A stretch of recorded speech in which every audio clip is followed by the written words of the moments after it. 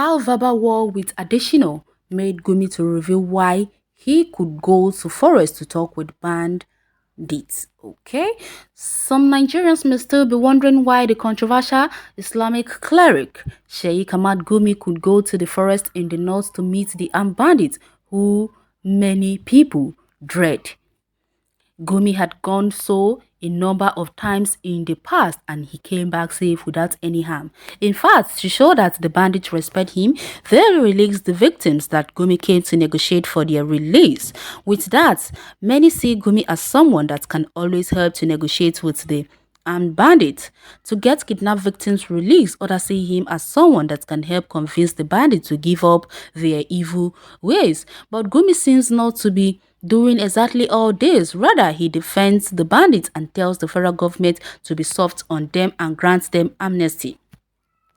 Well, this revelation was made by Gumi in the course of his verbal war with presidential spokesman FEMI ADESINA. Gumi disclosed that he could go to the forest and meet the and bandits because they trust him as a religious leader more than politicians. He made this known in his post on Facebook in response to Adesina's who called him bandit lover. Gumi revealed this while saying that the bandits refused to accept peace deal with the federal government because they do not trust the government. He said also that the bandits accompanied to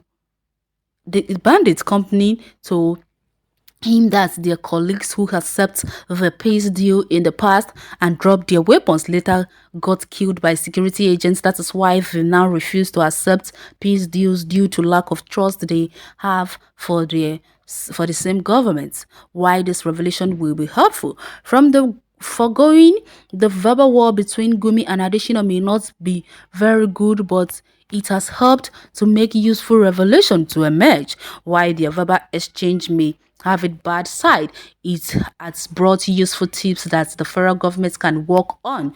Part of it is that the bandits have held on to past grudge, which makes them unrepentant.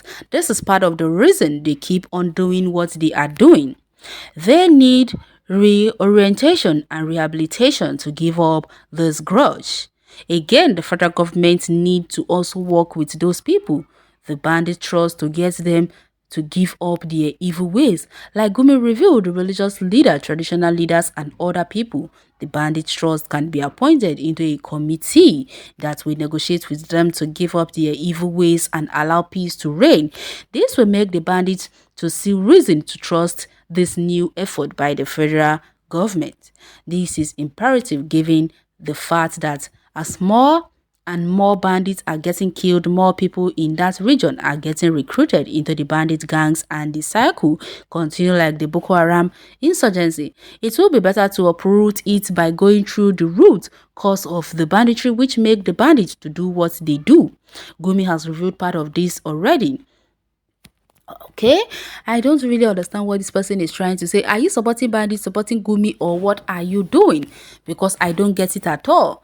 Why should we form a committee of banditry all in the name of trying to do what? Trying to join them together or trying to make them feel that they have people they can trust. What trust are you talking about? Gumi himself is not to be trusted, supposed to be arrested because he is also a sponsor and an advocate for bandits. Gumi always have proven a waste of time and resource severally. Many governors have signed treaties of amnesty with bandits numberless times, and the bandits still return into banditry, which proves more rewarding financially. The only situation to the eradication of the evil banditry is total eradication. The government has the wherewithal to stamp out banditry, but is holding back due to introduction of religious and tribal sentiments. Government has the war tool to evacuate bandits from their hideouts totally, but for the fact that some people in government who benefit from banditry will not want their money-making evil ways terminated. Banditry, therefore, has economic, religious, and political reasons which make it thrive endlessly. Our government is helpless only because it is weak. Gumi is the father of criminals and should be arrested. There is nothing to be justified that led them to pick arms. What is their reason to pick arms? What are they asking for? If you give them amnesty, consider IPOB leader. Okay. And someone said Gumi should tell Nigerians what makes the bandits pick up arms against innocent citizens of the country. In fact, he knew much. What brought them to that territory? Okay, I don't think Gumi will ever answer that question. But we know that Gumi knows what is happening. It is better Nigerian change from Federal Republic of Nigeria to Federal Republic of Bandits, since the center cannot hold. It's this country on contraption. It is a shame and slap to all leaders. Now terrorists have gained ground in Nigeria. We are all in gallons. Okay, because you're crazy, you think people will take you seriously. Okay, people are talking about Gumi. But with the level of things in this country right now, it seems like all these bandits are gaining more stance in the country. Because how can we be putting Gumi's words into consideration when we know that Gumi himself is a terrorist? While he may have sounded quite extreme, are bandits not occupying the controlling several local government areas in Nigeria, setting up their government and subjecting the community to forced payments of various taxes to them? You northern Muslims are too subjective and ignorant. Your allies regard the poor masses up north as their slaves. Just imagine what these people are doing. They are forcing even the chiefs of every community to be paying tax to them. They tell them the particular amounts they want, and they have to remit that money to them just for peace in their territory. Just imagine. Terrorists do not harm Gumi because he is one of them. Shame on Buhari and his toothless security. Ewulewus, a man wine and dine with the bandits, yet the terrible bandit-style government cannot do anything to him. What a shame. Shame on Gumi and all bandits negotiators. The money given to negotiate is used to buy more weapons and kidnap more people. It will be an unending cycle where the bandits eventually win.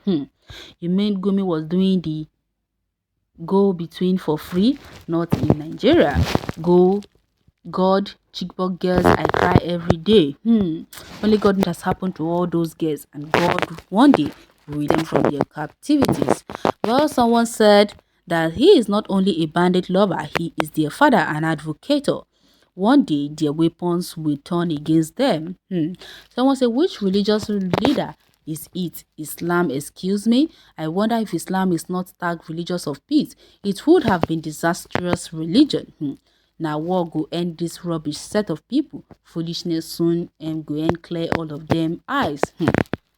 I must say that this is really getting out of hand. Gumi is really biting more than he could chew.